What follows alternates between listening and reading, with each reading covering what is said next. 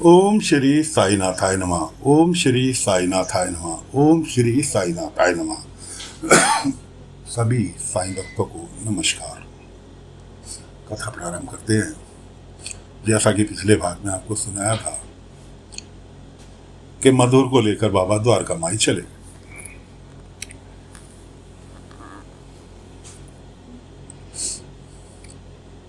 मधुर को लेकर द्वारका माई चले गए और द्वारका माई में ले जाकर मधुर को बैठाया।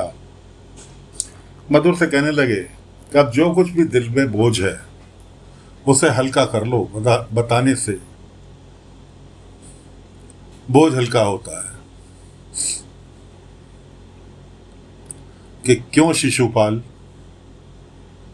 तुम्हारा दुश्मन बना हुआ है, क्यों तुमसे नफरत करता है, क्यों तुम्हें अपना गुनाहगार समझता है।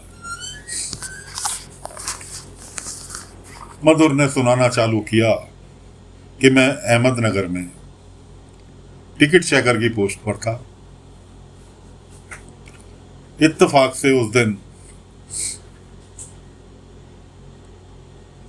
टीटी जिसकी ड्यूटी थी वो छुट्टी पर था और ईमानदार व्यक्ति था, उसकी जगह मैं बैठा था।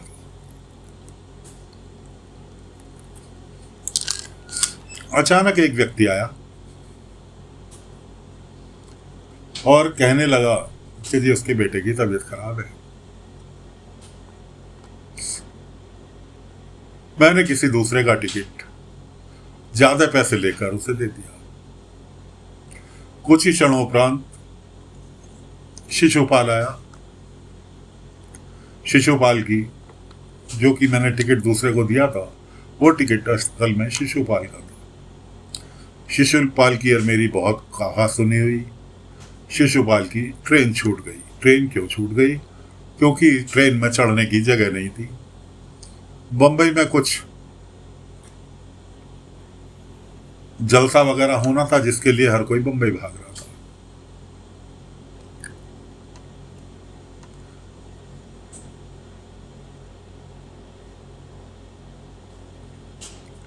कि मैंने शिशुपाल को धमका कर वहां से भगा दिया। अगले 2 दिन कोई गाड़ी नहीं गई बंबई के लिए। तीसरे दिन शिशुपाल गाड़ी से जा पाया, इसलिए शिशुपाल नाराज है। बाबा ने कहा इससे आगे की कहानी मैं तुम्हें सुनाता हूं कि हुआ क्या। शिशुपाल की पत्नी मरणासन स्थिति में थी। तुम्हारे टिकट ना देने के कारण, उसका टिकट दूसरे को देने के कारण वो 3 दिन बाद अपने घर पहुंचा। 3 दिन बाद घर पहुंचा, उसकी पत्नी का स्वर्गवास हो चुका था। अंतिम क्षणों तक वो अपनी पत्नी के दर्शन तक नहीं कर पाया। सारा क्रियाक्रम बेटे ने ही किया। इस बात से उसका बेटा नाराज हो गया। नाराज होकर इतना नाराज हो गया कि वो घर छोड़कर चला गया। तो आखिरकार गुनाहगार तो तुम हुए। कहने लगा मधुर साईं मैं कैसे पश्चाताप करूं, कैसे माफी मांगू। शिशुपाल तो मेरी शक्ल तक देखने के लिए तैयार नहीं। उधर पाटिल जी ने शिशुपाल से पूछना चालू किया कि कैसे कैसे, कि आखिर मधुर के साथ तुम्हारी क्या रंजिश है। तब शिशुपाल ने पाटिल जी को पूरी कहानी सुना मारी। अब पाटिल जी कहानी सुनने के तुरंत बाद कहने लगे मैं अभी आया। शिशुपाल रोकता रह गया कि रुको तो सही पाटिल जी। मैं कहा नहीं नहीं मैं अभी आया, साईं के पास जा रहा हूं। बाबा के पास आए।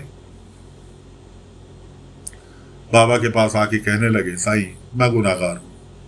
वो व्यक्ति जिसको मधुर ने टिकट बेचा था वो मैं था। अचानक तात्या की तबीयत खराब होने के कारण मुझे वापस लौटना था, इसलिए वो टिकट मैंने लिया था। मैं गुनाहगार हूं, कैसे प्रायश्चित करूं।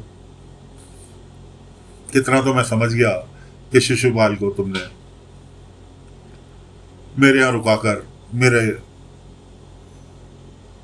पापों को कम कराने का सोचा है, लेकिन प्रायश्चित करूं तो करूं कैसे। बाबा कहने लगे पाटिल जी माफी मांगने में कोई शर्म नहीं होनी चाहिए। अगर कोई गुनाह किया है तो उसकी माफी मांगने में कोई शर्म नहीं, पीछे पीछे बायजामा पहुंच गई थी। बायजामा ने भी समझा कि माफी मांगने में कोई वो नहीं। इधर बाजी पहुंचा शिशुपाल के पास कि आजूबा आजूबा, क्या मेरी जरा टोकरी उतार दो खिलौने की। वो टोकरी उतारने के लिए गए तो वहां रखी दिखाई दे गई बक्सा, जो बक्सा उस दिन पाटिल जी लेकर सफर कर रहे थे। बक्सा पहचान गया, ये तो वही व्यक्ति है जो मेरी सीट पर बैठा था। कुछ ढूंढना चालू किया, इतने में पाटिल जी पहुंचे। कोई किताब उस बक्से में शायद रखी थी।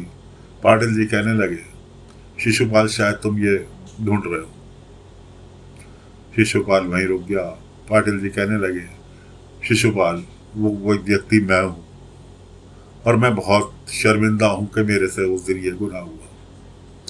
शिशुपाल कहाँ सुनने वाला था, वो तो चढ़ दौड़ा पाटिल जी के ऊपर। मैं तुम्हें कभी माफ नहीं करने का, और तुमने शायद मेरे साथ छल किया, ये किया वो किया, बहुत सारी बातें। लाख पाटिल जी माफी मांगे, लेकिन वो कुछ सुनने के लिए तैयार नहीं। आखिरकार बाजी आया सामने। बाजी कहने लगा, एक छोटा बच्चा बाजी कहने लगा कि शिशुपाल आजूबा, आपने मेरी तो माफी मांगने की,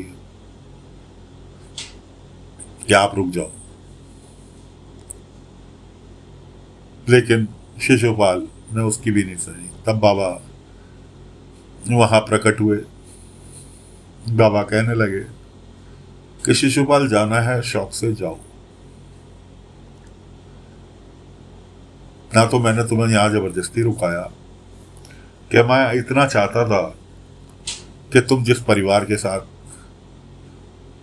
इतने दिनों से अपने परिवार के साथ अकेलापन बिता रहे थे, अकेलेपन में बिता रहे थे, इस परिवार के साथ मिलने के बाद तुम्हें खुद को इस परिवार से लगाव हो गया। इन्हें तो लगाव हुआ ही तुम्हारे साथ, लेकिन तुम्हें भी इनके साथ लगाव हो गया। उसके बाद भी अगर तुम्हें जाना है, शौक से जाओ, मैं नहीं रोकूंगा। लेकिन जो आस बंधी है तुम्हें तुम्हारे परिवार से मिलने की, वो अधूरी ना रह जाए।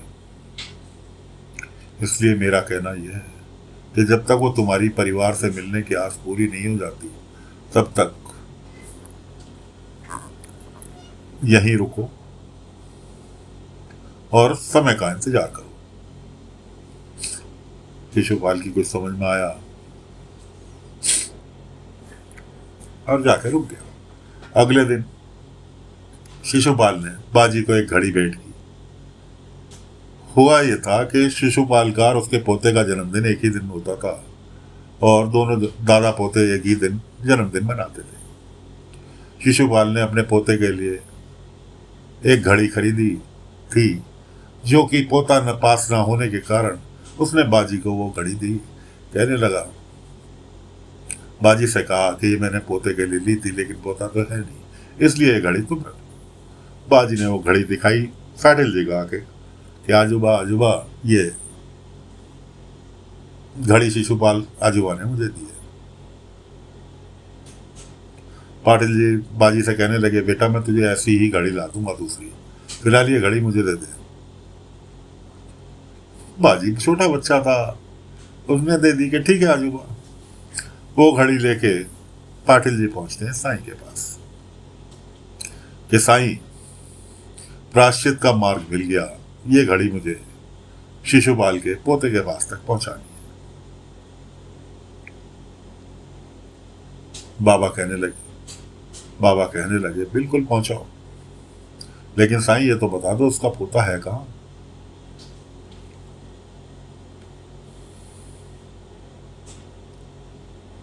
बाबा ने कहा उसका पोता है नासिक में, और इतना तो बता सकता हूं कि उसका पोता नासिक में है, लेकिन नासिक में कहां है कि पाटिल जी ये तुम्हें खुद ही ढूंढना होगा। और जो तुम्हें शिशुपाल के पोते का पता है, उसको ये चिट्ठी दे देना। बाबा ने झोले में से एक चिट्ठी निकाली, ये चिट्ठी दे देना, तो सब समझ जाएगा कि कहानी क्या है, कैसे है, क्या करना है। पाटिल जी बाबा से विदाई लेके, अपने घर वालों से विदाई लेके नासिक की ओर रवाना हो गए। नासिक पहुंचे। नासिक पहुंच के जने जने से पूछते फिर रहे हैं। नासिक छोटा मोटा गांव तो था नहीं, नासिक भी एक आज से 100 साल पहले भी ठीक ठाक कस्बा था। आज तो डिस्ट्रिक्ट बन चुका है। ठीक ठाक कस्बा था, आबादी ठीक ठाक थी।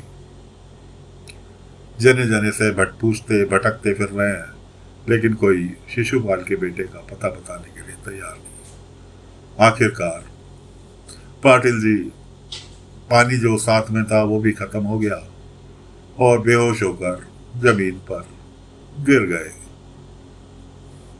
मुंह से एक ही शब्द निकल रहा है, साईं मदद करो, साईं मदद करो, साईं मदद करो। तो दोस्तों, फिलहाल कथा को यहीं पर विराम दे रहे हैं। आगे की कथा अगले अंक में लेकर फिर हाजिर होंगे। तब तक के लिए आज्ञा दीजिए। ओम साई राम, ओम साई राम, ओम साई राम।